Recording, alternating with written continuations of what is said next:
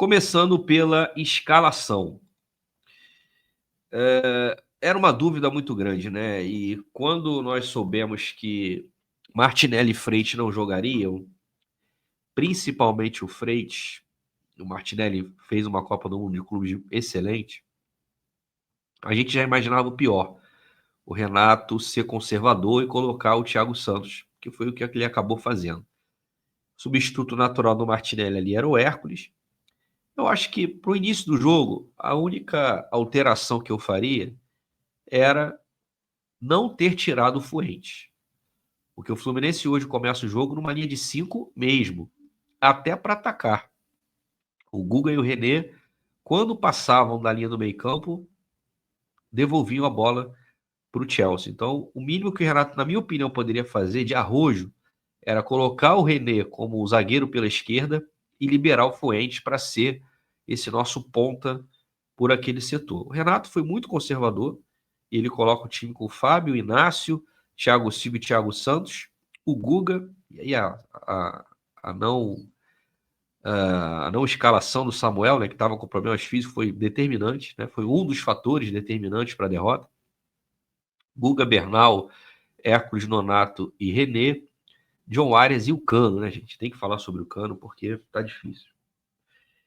E como é que começou a partida, galera?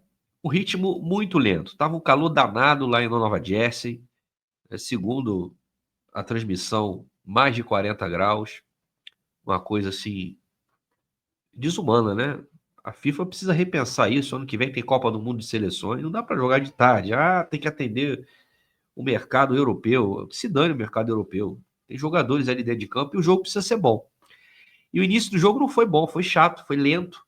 E não foi por conta dos times estarem se estudando, é porque estava calor mesmo. As equipes cadenciando o Chelsea com mais posse de bola, tocando de um lado para o outro com muita lentidão. O Fluminense, no início do jogo, teve dificuldades demais nessa saída de bola. E quando a gente conseguiu ultrapassar a linha de meio campo, só o Arias que conseguia levar vantagem nos enfrentamentos físicos. O time era desarmado com muita facilidade e o Chelsea ficava ali rondando a área. E quando o Fluminense conseguia ir à frente, errava pra caramba nos passes. O Cano, então, totalmente fora de sintonia. Até que aos 17 a gente toma o gol. A jogada se desenha pelo lado esquerdo, num erro do Cano, de vários que ele cometeu na partida. A recuperação da posse da bola. O Pedro Neto leva, cruza, o Thiago Silva corta para o meio e o João Pedro faz um golaço, coloca no canto esquerdo do Fábio. Não tinha que fazer 1-0.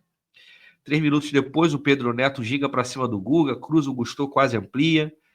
O Guga sofria horrores com o Pedro Neto. Vai ter pesadelos com o português. Porque o atacante da seleção lusitana pintou e bordou com o nosso lateral, que fez uma partida péssima. E não tinha apoio por ali. O Pedro Neto pegava e era mano a mano o tempo todo com o Guga. Tinha que cair mais um volante ali para ajudá-lo. Isso não aconteceu. E o Pedro Neto fez o que quis daquele lado. E aí, gente, a gente entra numa situação inédita nesse Mundial de Clubes, que foi o quê? O Fluminense ter que propor. Eu, vocês, várias pessoas da grande imprensa, torcedores, a gente elogiou o Renato aqui pela formação com 3 zagueiros, 3 volantes, entender, ter humildade para reconhecer que os adversários são melhores. Mas a gente também teve que levar em conta as circunstâncias dos jogos. O Fluminense sai na frente nas partidas. E hoje, pela primeira vez, ele sai perdendo. Isso significava o quê? Você mudar a forma de encarar o jogo. Tanto de postura, quanto de formatação tática e peças. Você está perdendo o jogo, você vai manter os 3 zagueiros, os 2 laterais fixos, os 3 volantes, o Arias jogando com ninguém, porque o Cano, né, gente, não tem a menor condição. O Renato foi muito conservador nesse jogo. Ele demorou demais para fazer as mudanças. Né? O Fluminense precisava atacar, estava perdendo o jogo. E a dificuldade era muito grande. O time sequer conseguia chegar à intermediária do Chelsea. Teve uma chance de fazer o gol, uma rara infiltração do Hércules, que ele toca, e o Cucurella em cima da linha tira. E depois, na sequência, tem o lance do pênalti, que eu sei que vocês... isso se tornou algo polêmico, né? Depois da cobrança da falta do René, a bola toca no braço do Chalobah, o juiz marca pênalti, o VAR chama e anula. É um lance muito polêmico. Alguns podem achar que ele tentou recuar a mão e ela bate no braço. Outros que o Chalobah direciona a mão na bola. Eu vou dizer para vocês, como é um lance interpretativo, as duas situações podem ter ocorrido. Você pode olhar das duas maneiras. Eu vi o lance várias vezes. Eu ainda, se fosse fosse para o Fluminense, o contrário, né? Se fosse o Inácio tocando aquela bola e marcasse o pênalti, eu não concordaria. Porque eu não vi o Chalobah direcionando a mão na bola, com a intenção. Ah, mas o braço não estava colado. Quando você atravessa a rua, você atravessa a rua assim? Alguém anda com o braço colado, gente? Alguém corre com o braço colado? Isso não existe. Eu entendo a não marcação do pênalti, como também entenderia se marcasse, por entender que aquela mão ali desviou a trajetória da bola. Mas aí você tem que ver o que fala a regra. Tem que ter intenção, se o movimento é ou não natural. E para mim foi.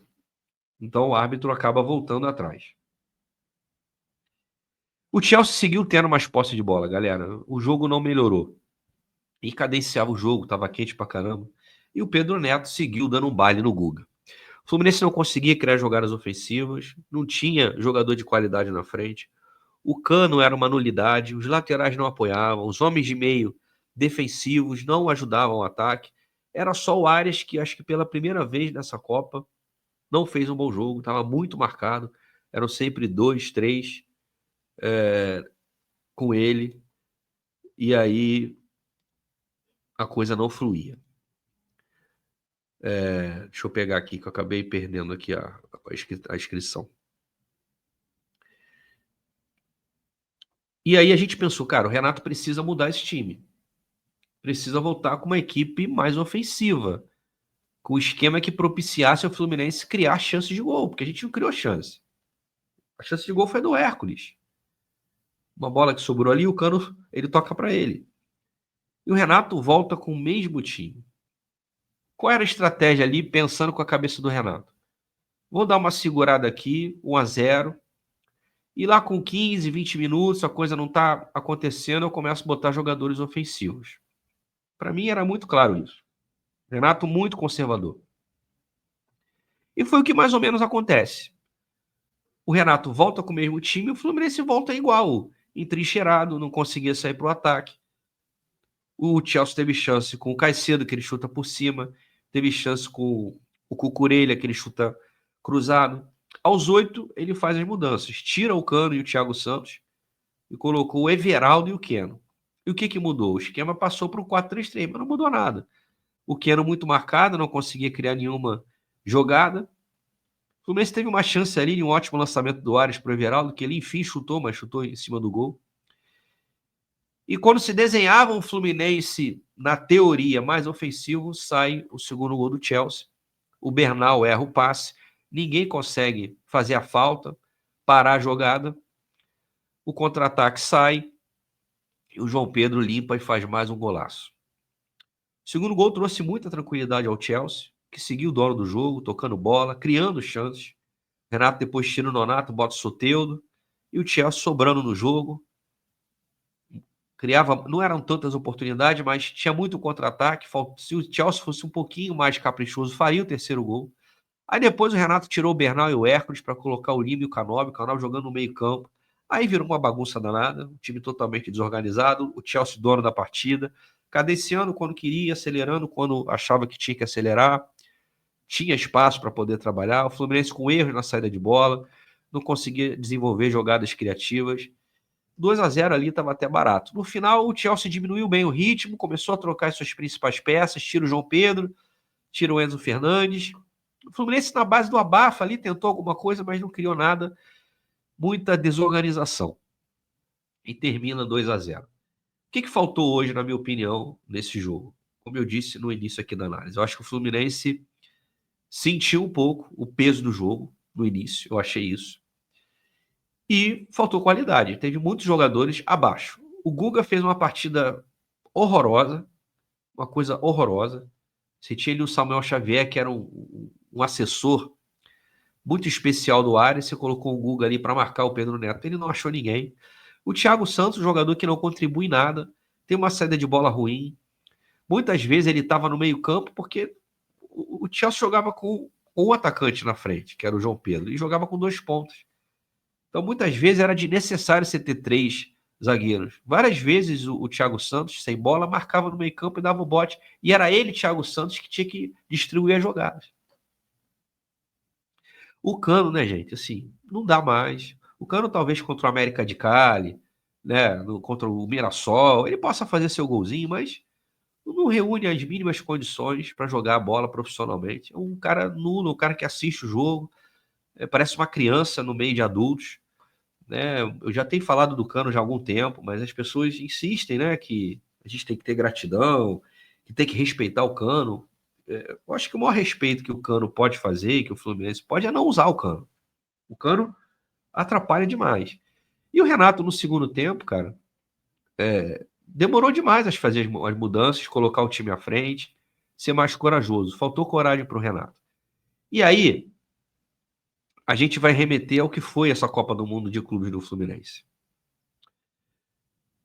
Quando o Renato montou a estratégia contra a Inter, contra o Borussia, que foi muito bem, contra a Inter, contra o Al Hilal, eram condições muito específicas. E eu falei isso aqui, acho que no último Domini Passa. Olha, quando o Fluminense voltar para o Brasil, a torcida não vai aceitar jogar com 3 zagueiros e 3 volantes no Maracanã contra o Juventude. Ou, sei lá, contra o Cruzeiro, contra qualquer um. Fluminense no Brasil, na América do Sul, é grande. Contra a Inter de Milão, a gente entende, compreende, aceita, concorda de jogar dessa forma. Está enfrentando uma equipe milionária que tem mais recursos do que o nosso time. Mas e quando você toma o gol? O que o Renato poderia fazer após tomar o gol? Ele demora muito a mexer, mas ele tinha recurso dentro do elenco dele para mudar as peças, para mudar a história do jogo? Não tinha, gente. Discordo muito do Renato quanto à utilização de alguns jogadores. Por que o Ganso foi limado e o Lima entrava todos os jogos? Por que o Serna, que é o vice-artilheiro do Fluminense no ano, parou de ser utilizado? Por que as contratações dos meninos jovens, o Lescano, que custou 30 milhões, por que eles não foram utilizados? Então, achei que o Renato foi muito conservador e, inclusive, nas vitórias, nas classificações excelentes que tivemos, de sempre usar as mesmas peças. Renato insistiu muito com o Cano e Everaldo quando poderia ter o Serna como uma opção de atacante por dentro para te dar mais força, dar mais velocidade, disputas físicas. O Renato, ele armou um time e tem mérito nisso, mas para jogar em condições circunstanciais.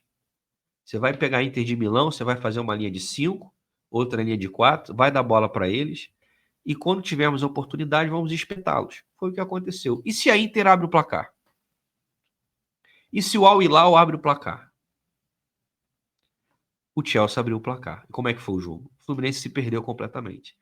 Porque não foi uma equipe moldada para criar, para jogar. Foi uma equipe que foi organizada, ajustada, bem treinada, verdade, para jogar numa situação específica, no erro do adversário. Todo mundo fechadinho. E eu não estou criticando o Renato por isso. Mas a partir do momento que você toma um gol e você olha para o time que está em campo, você não vê soluções criativas para tentar buscar o empate, você tem que tentar fazer alguma coisa de diferente e o Renato não fez. No segundo tempo, o Fluminense foi uma bagunça danada. Eu acho que vocês concordam com isso. E tem uma outra questão, gente, que é muito importante também. Os jogadores foram até o limite, cara. Tava muito calor nos Estados Unidos. O Fluminense, eu brinquei aqui em outras análises, né? O Fluminense elevou o sétimo sentido, né? Enfrentou os Cavaleiros de Ouro sempre no limite, no sétimo sentido. Uma concentração elevada, assim, um alto nível de desgaste. E é muito difícil você manter isso durante várias partidas. O Fluminense conseguiu fazer isso 3 vezes. Contra o Borussia eu falei, esse é o jogo que os caras querem mostrar. Mas será que vai acontecer contra a Inter? Aí a dose repetiu. E agora contra o Al-Hilal? Será que esses caras vão manter esse nível alto de competitividade? E repetiu. Imaginar que pela 4ª vez isso iria acontecer, a 3ª consecutiva, aí, gente, não tem explicação racional. É o misticismo, é a espiritualidade. É muito difícil. Então, eu acho sim que o Renato demorou a perceber a importância do jogo, o que o jogo pedia no momento que o Fluminense toma o gol. Acho que o Renato cometeu alguns erros durante essa excelente campanha do Fluminense no Mundial de Clubes, que acabaram sendo deixados de lado por conta das classificações. Essa insistência com o Everaldo, com o Cano, ter limado o Ganso, muitas vezes não ter colocado o time um pouco mais à frente, tudo isso acabou sendo esquecido pelas classificações. Mas poderia ter sido um pouco diferente. Mas, cara, de verdade, o meu sentimento como torcedor e como cara que vê futebol é que esse time foi muito digno, cara. A gente tem que dar parabéns para esses jogadores. Você ir para o Mundial de Clubes com o René, Freitas, Inácio, o Martinelli, o Bernal, que era reserva, Guga, Everaldo, Cano nessa fase dele. Uma penca de jogadores que até um mês atrás a gente estava louco de medo de passar vergonha no Mundial. Esses caras conseguiram se superar e colocar o Fluminense numa semifinal de Mundial de Clubes contra 3 gigantes europeus. Então, assim, tá todo mundo puto com o Guga, o Thiago Santos não joga nada. Isso tudo a gente já sabe. Mas o que esses caras fizeram, a gente tem que bater palmas. Eles conseguiram ir além de qualquer prognóstico. Algum de vocês esperaria que isso pudesse acontecer? Claro que chega numa semifinal, faltando 2 jogos, a gente quer ganhar. Eu não estou feliz com eliminação, com derrota. Eu não vou pro aeroporto receber ninguém. O Fluminense não foi campeão.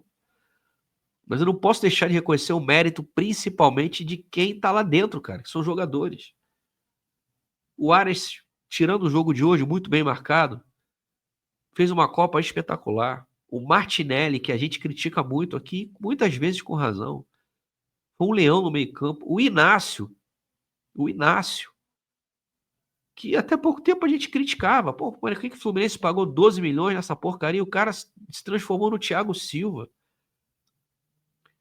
Então, na verdade, a conclusão que eu chego, gente, é que essa Copa do Mundo de Clubes foi um sonho que nós tivemos, um sonho de verão, verão americano, né? De que as coisas simplesmente aconteciam pela base da superação, da vontade, da raça, da energia. E é por isso que eu fico muito à vontade para elogiar os jogadores. Eles fizeram muito mais do que a gente imaginava. E porque no Brasil não estava jogando essa bola. O Fluminense é o 6º colocado no Brasileiro, mas jogando mal muitas vezes. É verdade que nos últimos jogos a gente competiu pra caramba, ganhamos no Internacional fora de casa.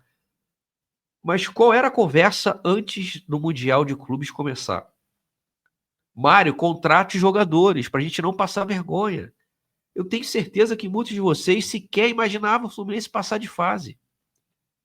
E a meta do clube era chegar às oitavas, só. E não é uma meta tacanha, é uma meta de acordo com as ambições do Fluminense, com seu poder de investimento, em comparação com os rivais.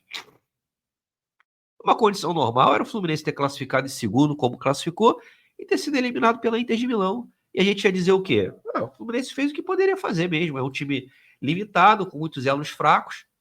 Se classificou em segundo num grupo que tinha um europeu, um asiático e um africano, fez o normal e foi eliminado por um time europeu. Esse era o normal.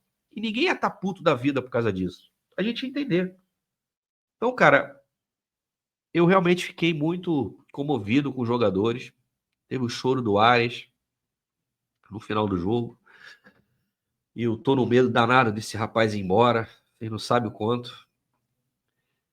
Parece um choro de... Sei lá, não quero nem pensar nisso. Mas parece choro de despedida. Agora, ponto para os jogadores. Parabéns para esses caras. Eles conseguiram fazer o que talvez nem eles, antes de começar o Mundial, sabiam que poderiam. Parabéns de verdade. Esse é o primeiro ponto. Segundo ponto. Dizer que dava para chegar longe nas semifinais fica uma coisa meio sem sentido da minha parte. Mas o Fluminense, ele pode mais e deve mais. E a partir de agora, a gente tem que cobrar, cara. Antes de seguir com o vídeo, eu tenho uma dica muito importante para você que tem investimentos ou quer investir pela primeira vez.